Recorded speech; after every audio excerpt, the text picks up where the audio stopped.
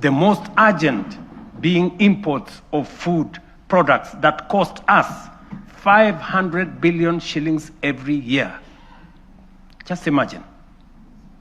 We are importing maize, wheat, rice, edible oil, to Kenya at a cost of 500 billion shillings every year. As I mentioned earlier, we have already made interventions to reduce imports of maize, sugar, edible oils, rice, wheat, but our efforts are undermined by the natural limits of rain-fed agriculture.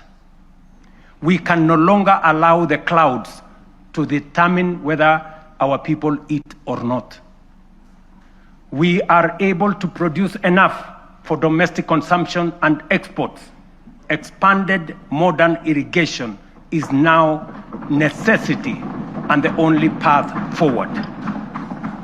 We are endowed, ladies and gentlemen, honorable members, with arable land, yet we all know only 15% of Kenya can support rain-fed agriculture.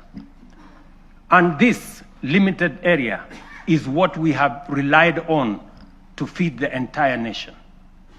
While 85% of Kenya does not receive sufficient rainfall, if we harvested and stored rainwater, we can bring vast arable lands in these arid and semi-arid regions into productive use.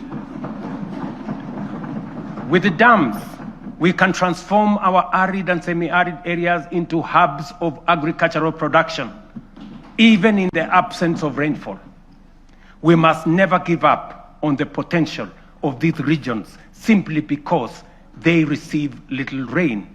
And we must never confuse the lack of rain with the lack of water.